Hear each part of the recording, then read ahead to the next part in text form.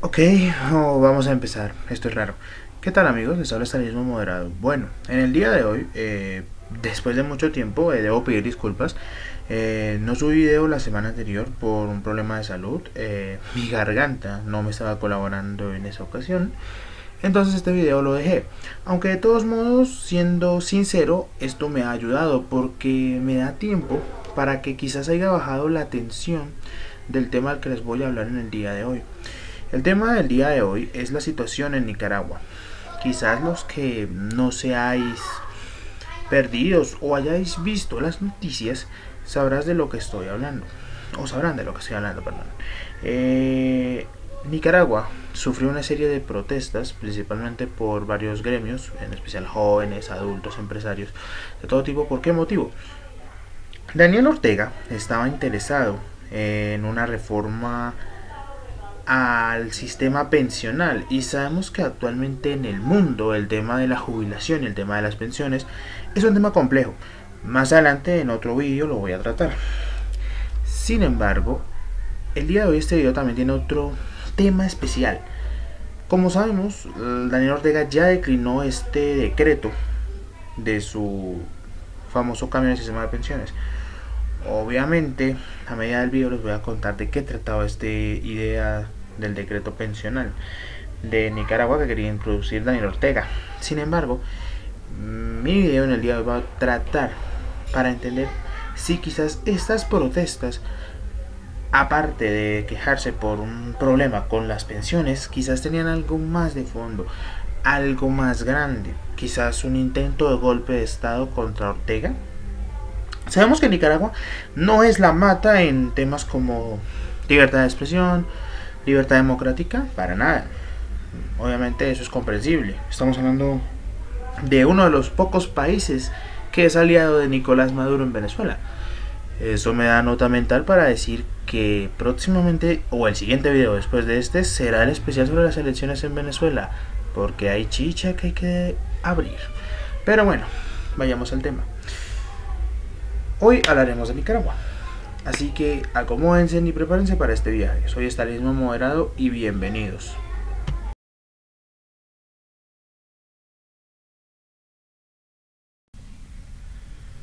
Bueno, amigos, para entender más o menos cómo fue el inicio de estas protestas, debemos empezar por el comienzo. ¿Qué fue la chispa? ¿Qué fue lo que motivó estas protestas? Bien, el sistema pensional de Nicaragua, el día 16 de abril, sufrió ciertos cambios en lo que respecta a ciertas cosas comunes en el dinero que debían cotizar tanto trabajadores como empresas. Me explico. El Instituto Nicaragüense de Seguridad Social decidió que ahora las empresas debían aportar un 21% al régimen de seguridad integral.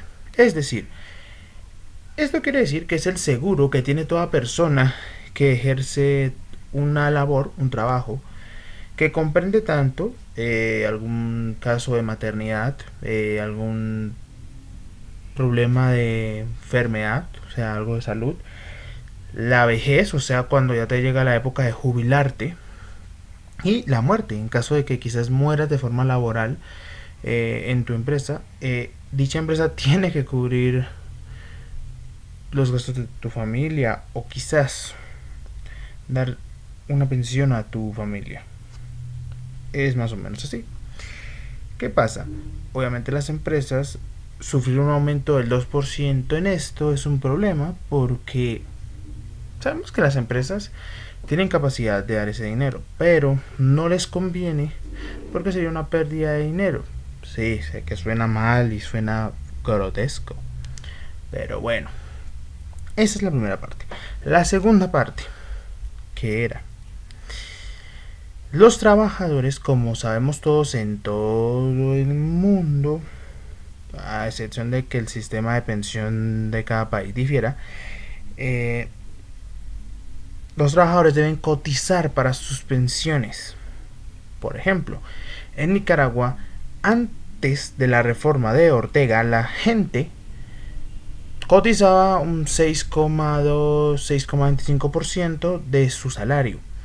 Con esta reforma, la gente tenía que cotizar el 7% de su salario para esta nueva reforma pensional. Y también había algo ridículo. El Estado también da una cuota para estas cotizaciones. Y esta era la que menos aumentaba. Aumentaba de un 0,25% a un 1,25%. Y obviamente nos viene la cereza del pastel y lo que quizás fue el mayor problema. La reforma pensional también incluía que los jubilados tendrían que deducir más de su pensión para la salud. Recordemos que cuando una persona se pensiona tiene derecho a una EPS, la cual de su pensión recibe la cuota o el dinero que tiene para poder tener servicios de salud. Con la reforma de Ortega, las personas tendrían que deducir un 5% de su pensión, un 5%. Eso obviamente es mucho si comprendemos que por lo general las pensiones en varios países son iguales al salario mínimo que gana un trabajador que está en edad activa de trabajar y que aún trabaja. Eso obviamente es un problema grave y eso obviamente hizo estallar las protestas. ¿Por qué? Antes de que llegara Daniel Ortega, el Instituto Nicaragüense de Seguridad Social era una institución que tenía superávit, pero al momento de esta reforma, la institución poseía un déficit de más de 76 millones de dólares. Y obviamente esto encendió la mecha. Obviamente este cambio en la reforma del sistema de pensiones no afectaba el tema de las famosas semanas de cotización ni la edad de pensión, que en Nicaragua es a los 60 años y 750 semanas. Obviamente este hecho prendió la mecha. ¿Por qué? Porque esta mecha era colectiva. No solo gente pensionista se manifestó, sino también empresas y otros sectores de Nicaragua que aprovecharon este momento que podemos considerar de debilidad del gobierno de Daniel Ortega para protestar sobre otras cosas que explicaré en el siguiente punto.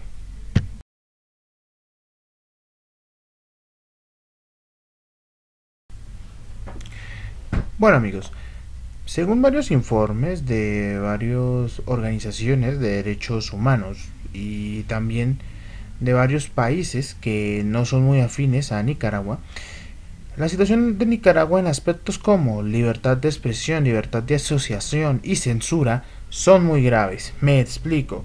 Nicaragua es un país donde literalmente desde hace más de 10 años gobierna Daniel Ortega. Este hombre, que ya había sido presidente de Nicaragua en el siglo XX, volvió al poder y esta vez se ha mantenido en el poder con mayor fuerza, incluso haciendo que su esposa en su última candidatura presidencial fuera su candidata vicepresidencial y obviamente ganando las elecciones. Sin embargo, muchas organizaciones y gente en la propia Nicaragua aseguran que la libertad de asociación y la libertad de expresión están literalmente restringidas, es decir, las voces disidentes dentro del mismo país están prohibidas. Y eso es un problema. Estamos hablando de uno de los pocos países que aún hoy, amigos míos, apoyan a Nicolás Maduro. Aún hoy, cuando ya casi toda Latinoamérica le ha dado la espalda. Y una demostración fue la Cumbre de las Américas en Lima, que literalmente dio un mazazo a Nicolás Maduro.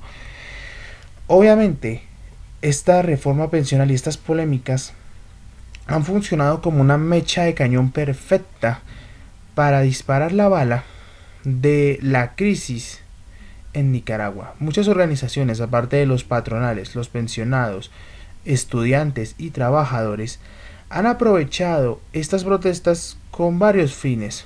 por ejemplo, exigir una apertura más democrática al país, permitir una aliviación de la censura, es decir, permitir que varios medios de comunicación cuenten las realidades de los gobiernos y demás cosas.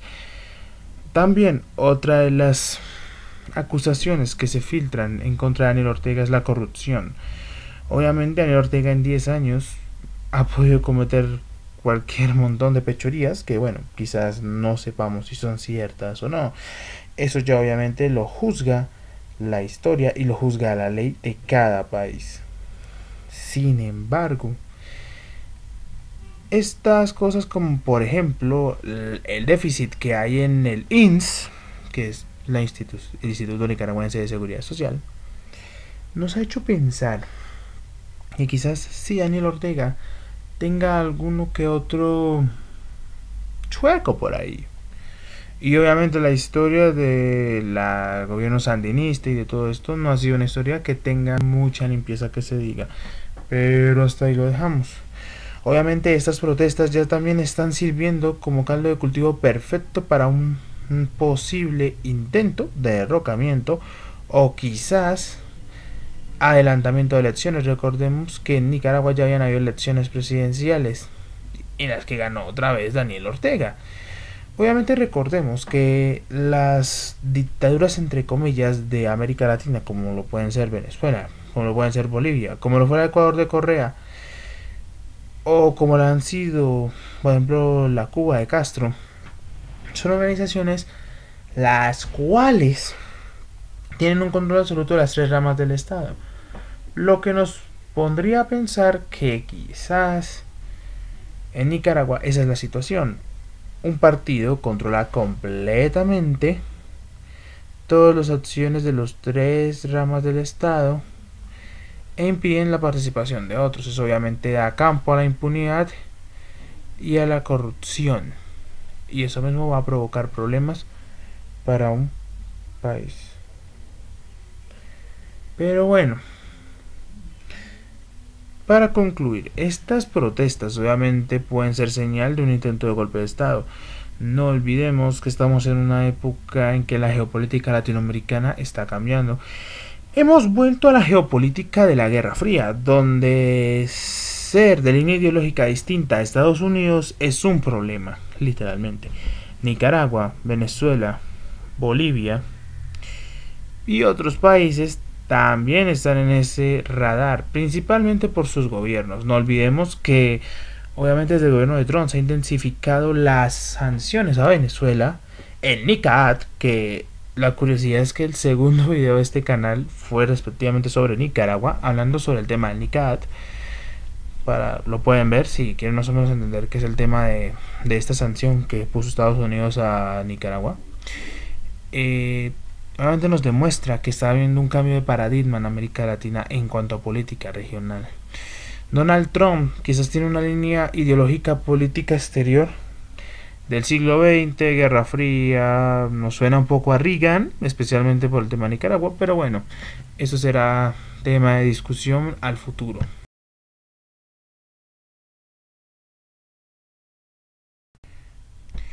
Y bueno amigos, para concluir, desafortunadamente este video se lo dedicamos a los que hasta el momento en que grabamos este video, que fue el día sábado, espera un momento, sábado 12 de mayo del 2018, van en 51 muertos según algunos medios de comunicación. Este video se lo dedicamos a ellos, a estos fallecidos por esas protestas. Esperamos que la situación en Nicaragua mejore, que quizás Daniel Ortega sea un poco más consciente de que este país requiere una apertura, un cambio que le permita restablecer unas reformas políticas y sociales, pero en un campo democrático más justo. También obviamente esperamos que con el tiempo quizás estas protestas disminuyan si el gobierno de Daniel Ortega es más efectivo, o quizás estas sean las protestas que marquen su final.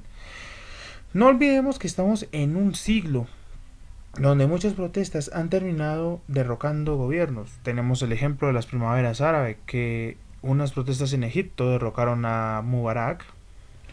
Unas protestas derrocaron al presidente tunecino. Unas protestas ya se embocaron en una guerra civil en Siria, que aún hoy continúa, que posteriormente también en otro país desembocaron en una guerra para derrocar a un dictador, me refiero a Libia, y otras cuestiones, y en otros países. Por ejemplo, Armenia también ha sido blanco de protestas en estos últimos días, tranquilos, después del especial de Venezuela de las elecciones. Hablaré sobre ese tema porque parece interesante. Armenia es un país caucásico del que poco se habla. Pero bueno, amigos, esto ha sido todo por el día de hoy. No olviden dar like, suscribirse, compartir si les gustó. Nuevamente pido disculpas por no hacer los videos a tiempo, pero bueno, ¿qué puedo hacer? Os explicaré lo siguiente. Posiblemente, o ya es fijo, el próximo video que saque va a ser antes de las elecciones en Venezuela, que son de este domingo que viene, en 8 días, el domingo 20 de mayo. Obviamente, este video va a tener la misma tónica del de las elecciones de Colombia.